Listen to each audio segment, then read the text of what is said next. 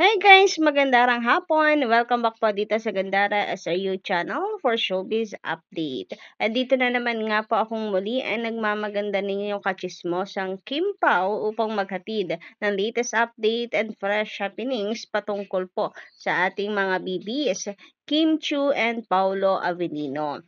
Ang superstar na talaga naman pong mahal na ng mga netizens. Anyway, para nga po sa hapong ito, ang ating pag-uusapan ay patungkol po dito sa ibinuking ni Kim Chu na chat ni Papi Pao.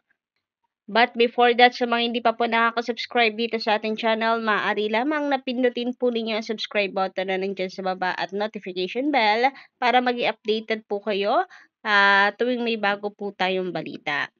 So, let's proceed na nga po sa atin pong topic para sa hapong ito. Kahapon po, grabe. Pinakyaw na po ng Kim Pao ni Kim Chu ang trend list sa X kahapon.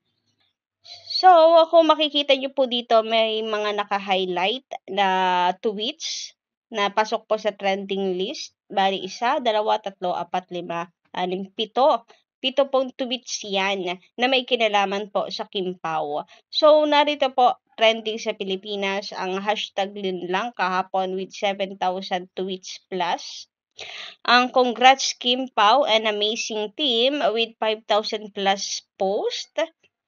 Ang KP Discord exclusives with 6,000 post and AACA national winners. LL and WWWSK which stand for Linlang and What's Wrong with Secretary Kim na mayroon din pong 5,000 post kahapon. So hindi 7 guys, kundi 8 ang pasok sa trending list kahapon.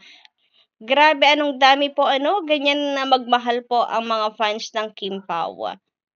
Trending din po ang hashtag What's Wrong with Secretary Kim PH. Ang KP Discord exclusive, hashtag Kim Pao Community and congrats Kim Pao and amazing team. Okay, yung dalawa pala inulit lang dito. So, bali 6 lang siya guys. Ganun pa man, napakarami po niyan.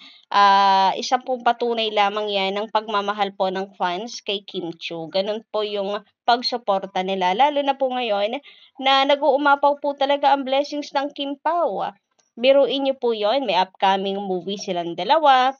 Nanalo pa itong si Kim Chu bilang Outstanding Asian Star, 'di ba? Dito sa Show Drama Awards na talaga naman pong nakapagpa-emosyonal dito kay Kim Chu. Nakapagpa-emosyonal kasi hindi naman niya akalain na darating po siya dito nagagawaran po siya ng award bilang Outstanding Asian Star. Sa kabila ng lahat ng mga pinagdaanan po niya last year, yung mapait na pinagdaanan niya last year. Plus, grabe po yung suporta pa ng mga fans sa kanya, ng mga taong nakapaligid po sa kanya, kagaya na lamang po nila Derek Loren, and nakapagpa-emotional din sa kanya na sayang hindi po naabutan ni Sir Deo, ang kanyang mentor, ang kanyang paglakad dito sa purple carpet.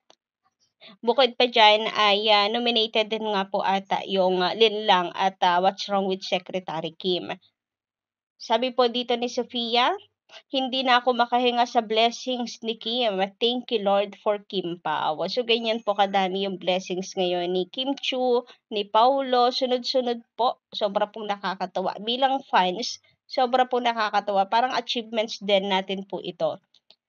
Sabi nga dito, pati siya hindi na rin makahinga sa sobrang dami po ng blessings ni Kim. Thank you so much, Miss Sophia. Samantala, sabi naman dito, she's blessed kasi hindi siya maarte. She's blessed kasi she's humble. She blessed kasi God-fearing siya. She's blessed kasi papagmahal siya.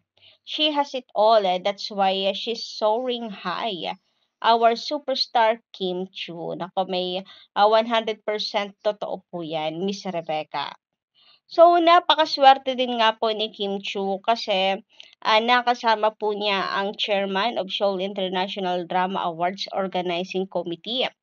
So, ang taray nga daw po ni Maring Kim Chu. Grabe ngayon. Na-meet po niya yung mga taong to. And alam niyo po ba na pati yung mga kasamahan po niya na nanalo po ng Outstanding Asian Star, kasama po niya na taga-ibang bansa, ay nakikipag-selfie din po sa kanya. Starstruck po sila kasi napakaganda naman po talaga ni Kim Chiu. So, eto nga po, ang dahilan ng pagse-celebrate po ng Kim Pao. Double celebration, Asian Academy Creative Awards National Winners 2024, linlang para sa Best Drama Series, and ang What's Wrong with Secretary Kim for Best Adaptation of an existing format. Sabi naman ng isang fan, congrats Kimi, pwede mo nang isampal yung reward mo sa mga bashers mo na inggit sa'yo. Anyway, kung masayang-masaya po tayong lahat sa achievements po ng Kim Pao, mas lalo pong masaya ang mga fans dito sa binuking po ni Kim Chiu na nag-private message pa po sa kanya si Paulo para lamang ipabatid sa kanya na nanonood siya. Sinusuportahan niya na itong si Kim Chiu. Kahit wala siya doon, nandun pa rin po yung pagsuporta niya for Kim. O, diba? Siyang tunay na kapag mahal mo, ay kapag importante at gusto mo, maraming paraan para suportahan ang isang tao. Alam mo ba, nakakatuwa from Instagram to Twitter, tapos nag-send ko siya ng nanonood siya sa TV nila. So, yun, thank you naman. So, ayan, kinilig na po ba ang lahat? Talagang plinay ko na po sa inyo yung video. Nako, kahit magkanda copyright po tayo, iba pa rin po kasi talaga yung impact kapag nadidinig mo talaga siya from Kim, hindi yung kinukwento lang sa'yo. So, binuking niya si Paulo, no? Binuking niya yung chat ni Paulo sa kanya, which is yun nga po, na nanonood siya ng live sa kanilang TV. Sabi nga po ng mga fans, nako, picture reveal naman. Katulad po nito, sabi, paki-reveal yung picture na nanonood si Pao ng SDA 2024. Ang cute lang isipin. Nag-send talaga kay Chinita. Ano yon? Proof of love? Yes.